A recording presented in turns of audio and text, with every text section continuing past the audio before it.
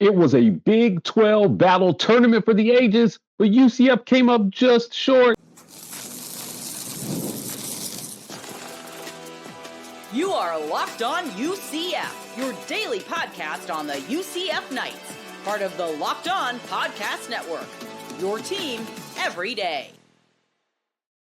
Welcome on in to Locked On UCF, your daily UCF podcast. I'm your host, Mike G, and thank you so much for making Locked On UCF your first listen of every day. Look, we're flying solo today talking about UCF versus Kansas. It was a Big 12 showdown for the ages. The UCF Knights took on the Kansas Jayhawks in the Big 12 tournament and came up just short again. Now, the first time these two teams met, it was a battle for the ages that UCF lost 91-87. Very similar result with another 4-point heartbreaker, albeit in overtime this time. Now, you guys, if you listen to the show, you know Andrew Gluchov and I both disagreed on this. I thought UCF had a really good shot in this. Andrew was a little bit more skeptical. Ultimately, he was right. They lost, but boy, did they give the Jayhawks hell before they went down. Now, as always, I want to talk about some stats surrounding this one. You know that the first team for UCF can score with anybody. We've said this over and over again. If you're facing the UCF Knights, you will get a hell of a battle from the starters. The conference's leading scorer, Keyshawn Hall, showed that again and again in this one. Guys, Keyshawn Hall, 25 points on 8 of 17 shooting. He was 4 of 9 from 3, and boy, did he hit some big shots in this one. But the star that I think nobody saw coming down the stretch was Jordan Ivy Curry. Now, he only had 13 points in this one, but boy, did he hit some big threes. The biggest one sent them to overtime. He had a shot to end it in regulation and came up just short there. But when you look at the starters for UCF, they were 81 of the 94 points scored in this one. So along with that, Darius Johnson, 22 points on 8 of 14 shooting. He was better than 50% from the field. He fouled out. Now, Kansas's point guard also fouled out in overtime to maybe even up that matchup a little bit. But I think the loss of Darius Johnson was bigger than the loss for Kansas. I mean, if you're UCF, your margin for error is so small. So having him not play the rest of that overtime, I think, all but erased any chance that UCF had of pulling that one out. Guys, at the end of the day, UCF looked gassed. They looked like they had given all they could, and they played their butts off for Johnny Dawkins. I think they should be proud of the performance that they put on in this one because, boy, was it a hell of a contest. Now, you had Niz Mahovsky, 8 points on 2 of 6 shooting, so he didn't have a great day. He didn't turn the ball over a ton. He added 3 rebounds and 2 assists, but he made some plays there, at the end of this one. And then Mustafa Cham, a big 13 points. He was 2 of 4 from 3. Airballed a couple of them there in the first half. But Mustafa put in 9 points, came up 9 rebounds, came up 1 rebound short of a double-double. He was absolutely huge in this one. But, man, he had a clear shot at the basket at the end of the game. It's just a shot you got to make. If you're Mustafa, he short-armed it a little bit, and it came off the rim. But, look, overall, the effort from him, 5 of 12 shooting, again, 13 points. He played 35 minutes in this one. And you had Keyshawn Hall, who essentially played the entire game, like 44 minutes this guy put in this game. So it was a tough one. It was a battle for the ages, but ultimately UCF comes up short to Kansas. And if you're Johnny Dawkins, you got to go back to the drawing board and you got to find some depth. Only 13 points from your bench. Look, you beat Kansas by 1% shooting here. You shot 46% from the field. You only allowed 45% from the field for them in this one, and you lost. You got 68 shots off on goal. They got 76 shots on goal in this one. They shot their way to a win in this one, but ultimately UCF, I thought, was in the best position to win the game, just couldn't make the shots when it counted the most. Now, turnovers were pretty much even, 14 for UCF, 16 for Kansas, still a little high going into this one. We talked about UCF having to keep those turnovers in the single digits. 14 is just way too high versus a team like Kansas. You hate to see that, but ultimately, if they could have limited those, maybe you have a better chance of ending this game in regulation. And you lose the rebounding battle. 46-37, another thing that kind of kills UCF there. Now, 7 more offensive rebounds for Kansas and 17 second chance points. So Kansas had 17 offensive rebounds and 17 second chance points off those rebounds. Look, if you limit the offensive rebounds, you maybe win this game as well, too. I think it was really, really tough for UCF, given they lost the rebounding battle the way they did. 11 steals, great defensive effort, I thought, for UCF on that side. And 16 assists. They shared the ball. They took shots when they had to, 75% from the free throw line, 42% from 3. Kansas just a little bit better in that category. Valiant effort by Johnny Dawkins' squad in this one. We talked the stats to death, but ultimately this came down to shot making. UCF made some big shots in this one, but they just didn't have enough in the tank, and that's going to point to depth. And we're going to talk about that in the next segment, but it has plagued the Knights. How do they fix it? We'll talk about that right after a quick word from our sponsors. This episode of Locked On UCF is brought to you by our friends at Monarch. Ever check your bank account and wonder, where did all my money go? Between dining out, online shopping, and entertainment, it's easy to lose track. That's where Monarch comes in. Your personal CFO giving you full visibility and control over your finances. Monarch Money isn't just a budgeting app. It's a complete financial command center. You can track all your accounts, investments, and spending in one place, so you just stop managing your money and start building wealth. You get surprise insights, all-in-one convenience, and easy collaboration. Take control of your finances with Monarch. Use code LOCKEDONCollege at monarchmoney.com for 50% off your first year. That's monarchmoney.com, code LOCKEDONCollege, and that's half off your first year. Guys, let's do it. Lack of depth has plagued the Knights all year. Again, another theme that we talk about on this show. You only get 13 points from your bench if you're UCF, and ultimately that ended up killing them in this one. Look, the Stars were gassed. They were gassed. And so I want to go over this again. Jordan Ivey Curry, 28 minutes. Darius Johnson, 36 minutes. He fouled out. Keyshawn Hall, 44 minutes. He played all but 1 minute in this one. He looked like he had no legs at the end. Niels Mahovsky, 29 minutes. Mustafa Cham, 35 minutes in this one. Look, that's just not enough. You needed more from your bench. And, when we go to the bench, you had, 11, 5, 23 minutes, 3 minutes, 10 minutes. Guys, you've got to go back to the drawing board if you're Johnny Dawkins and tell the administration, I need money to go to the portal and find depth for this team. At the 1 deep, they can run with anybody. But what we're seeing, and I think it'll be a theme that you see throughout the NCAA tournament, is the deepest teams are going to go the furthest. I'm talking about teams like Auburn, who just, when they're 4 or 5 deep on their bench, and those teams are built for the long haul. And UCF has to find a way to catch up.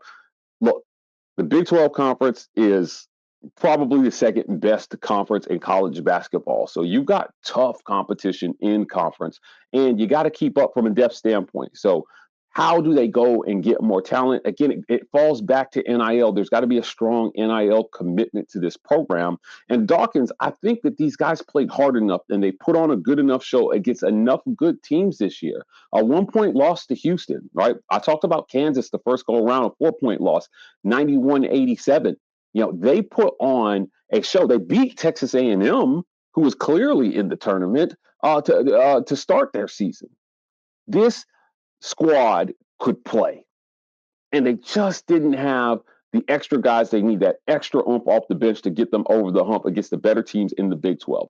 You're going to have that moving forward. And if you're Terry Mohajir, you're looking at what these guys say, and you're going to Johnny Dawkins and you're saying, tell me what I need to give you to get you over the hump for next year. Because it's clear that these guys never quit on this coach. They never quit on him. They played hard, and there were a lot of ups and downs, but ultimately the effort that they gave against Kansas is something that I think that UCF fans should be proud of. I think that it shows that this coach knows how to get his guys up for big games, but ultimately you will hit a ceiling based on where your talent is. And that's just a fact of college sports. So looking at what they were able to accomplish and how they came up short, I think that should matter when you sit down and you do your end of the year review with your AD. And you say, look at who we competed against. We played hard. These guys, we had a good plan. But the talent ceiling bit us in this one. Bringing Mikey Williams along, we got a great effort from Debo Coleman, there in the second half. He hit some really, really, really big shots. Again, only 9 points, but boy, did he hit some big threes there that really helped keep the momentum going. You just got to find a way to hold what you can from the roster together, go to the portal, find some extra pieces, continue to build strong high school recruiting, go out there and find a guy who could come in and will be a star piece for you in years to come, and then use NIL to keep those kids in college as they find success under this coach. That's the way the UCF has to build it. And, I think that you could produce a top 3 team in the conference if you can do this consistently.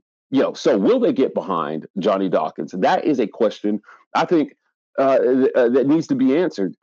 And only the AD can really answer it. Now, I know that Terry Mohawk doesn't seem to have a lot of fans right now. There are people frustrated all over UCF fandom with the state of UCF sports under this AD. This, to me, I think is an easy one to fix. It's fundraise with the changes that we know are coming to the NIL and the collectives and how they're handling the money. If the universities are taking more autonomy over the process, it's a simple decision, I think, if you're Terry Mohawk, to go to Johnny Dawkins and say, what do you need to fix this? What do I need to get you over the hump? And let's try this thing for the next couple of years and see if we can take a hold of our own destiny by putting the dollars in the right spot and building the roster the right way or the new way, because it's not like it was in the past. So Terry Mohawk, I'm telling you, get behind Johnny Dawkins. I think he deserves a chance to really reassess this program. And, look, no matter where you're at, does Johnny Dawkins deserve another year? We'll talk about that right after a quick word from our sponsors. This episode of Locked On UCF is brought to you by our friends at Factor. Eating healthy doesn't have to be complicated. With Factor, you get chef-made, dietitian-approved meals that are ready to heat and eat in just 2 minutes so you can fuel your body without the hassle of cooking. Factor meals arrive fresh, never frozen, and with 40 options across 8 dietary preferences each week. You can customize your menu to fit your goals, whether that's calorie smart, protein plus, or keto. Convenience meets nutrition. I love how Factor keeps you on track with healthy, delicious meals without the time-consuming prep. Eat smart with Factor and get started at factormeals.com/Factor Podcast and use code Factor Podcast to get 50% off your first box plus free shipping. That's code Factor Podcast at factormeals.com/Factor Podcast to get 50% off plus free shipping. This episode of Locked On UCF is also brought to you by our friends at TurboTax. Look, this is a message from Intuit TurboTax. Taxes was waiting and wondering and worrying if you were going to get any money back, and then waiting, wondering, and worrying some more. Now Taxes is matching with TurboTax and getting with a tax expert that will get everything right the first time. An expert who will find you every deduction possible and file every form, every investment, everything within 100% accuracy. Also, you can get the money back guarantee. No waiting, no wondering, no worries. Now, this is Taxes. Get an expert on TurboTax.com. Only available with TurboTax Live Service. Real-time updates only in the iOS mobile app. See guarantee details at TurboTax.com/guarantee. Does Johnny Dawkins deserve another year? The simple answer to this question is yes. I think we've seen what we need to see from UCF basketball. The effort was there, the heart was there, the hustle was there. And it was clear that they were responding to his coaching. I watched UCF basketball all year long. And I'm telling you, these guys played hard all year. Something that you check for when the chips are down. How are kids continuing to compete under the coach that you have, especially a guy who's been there as long as Dawkins? And he wasn't a Terry Mohajir hire. So at some point, Mohajir may be looking at it and saying, do I need to put my mark on UCF athletics through men's basketball? He wasn't my hire, but I think that he's earned the way these kids played more years to fix this. I don't know if it's 1 year or 2 years or 3 years, but I know it deserves at least next year to show progress in the program. And maybe if you don't see that progress, you start thinking about moving on. But looking at the games that UCF played, I think he deserves another year. And I think it's not really a question that he deserves that year. So give him what he needs. We talked about it in the last segment. If you don't have NIL, you're not gonna go very far. You're gonna hit a tough floor here. The Big 12 basketball, Houston obviously leads the conference at 19-1. Texas Tech came in second at 15-5. These conferences are still going right now in the Big 12 tournament. BYU at 14-6. If you're UCF, I'm talking about conference records here. Iowa State 13-7. Look, you had a chance to be in that, I think, 10 to 13 conference win range with just a little bit more depth. That's how close some of these games were. You had a chance to knock off Houston. You had a chance to knock off Kansas. These are all teams in the top half of the conference. And if you have the depth and you get these wins, we're having a very different conversation about UCF basketball. When you look at the bracketology, it wanted badly to put UCF in this tournament, and they just couldn't get the wins that they needed because they didn't have the roster to get there. So Dawkins deserves another year with the support of the athletic department to build the type of roster that can get those close wins that they just could not get. I mean, there were some quality quad one opportunities there, man. You beat Kansas the first go around. Hell, you had a chance to beat them twice this year. And the second time, it looked even better. That you had a shot in regulation to win it. Great baseline defense forces the Kansas player to step on the out of bounds line. Jordan Ivy Curry, it wasn't the shot I thought I wanted to see him take in that moment, but you did get a shot off. And that, I think is something to talk about. Execution at times leaves something to be desired, but I think that's more because he doesn't have the players all around to execute consistently. One starter goes to the bench, man, and there's a huge drop-off sometimes there for this UCF squad. So he deserves another year with the backing because it's time for programs to evolve.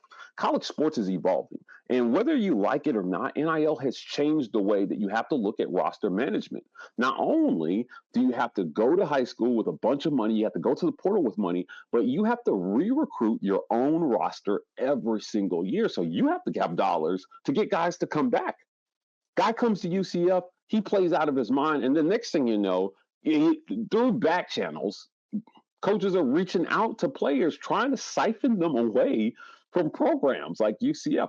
You have to defend your home court in recruiting when it comes to your current roster, and you can't do that without money.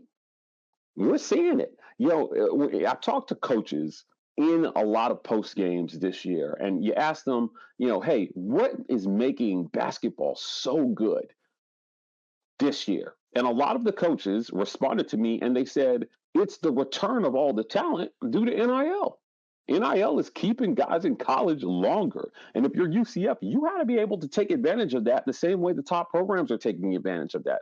It's the senior-laden teams that are making it the furthest and having the most success. And NIL is the way that they're keeping these guys around. And if you're Johnny Dawkins, I think that that's the message that you have to send to your AD to say, hey, look, as a coach, there's only so much I can do. And if I get a little bit of support from you guys on the NIL side, we can really make something special happen. It's plain and simple. I think it's right in front of UCF right now. So this was a year that came up just short of being something absolutely spectacular for UCF. And I will die on that hill. I said it. I gave them a chance going into the Kansas game. I thought that they had a real chance to make a splash here in the tournament. And they were oh so close to making a run to the quarterfinals that would have been epic. And once you get to that point, you really got a chance to beat some teams that have been sitting cold. So they come out and they beat Utah soundly. And we knew that Kansas would be a test. But I think, if anything, that loss shows you what you have to do this offseason for this coach. And I think it would be the same no matter what coach you get. And yes, I will die on this hill too. I don't think that another coach comes in and has much more success than what Johnny Dawkins had this year with this roster.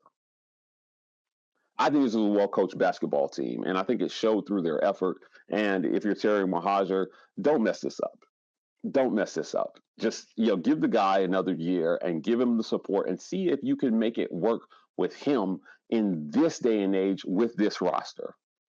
It's simple, right? And then move on. They just got, Scott Frost has returned, to Orlando, and he's back in the fold. And I think that you made a home run hire bringing him home. And there will be a lot of focus on football. But basketball should not be a forgotten program. They should not be a forgotten product. And they should be at the forefront of your mind when you're talking about rebuilding UCF athletics. Terry Mahajer has to get this right, man. And if your coach doesn't feel that support, it's going to be really, really hard for him to win. Guys, that's it for another great edition of Locked On UCF. Thank you so much for making Locked On UCF your first listen of every day. For your next listen, go check out our friends at Locked On Big 12. Our guy Drake Toll leads the conversation in conference realignment news and pulls no punches when it comes to talking about every team in the Big 12, including the UCF Knights. You can find Locked On Big 12 on YouTube or wherever you listen to your podcast, and you can find us here tomorrow on Locked On UCF.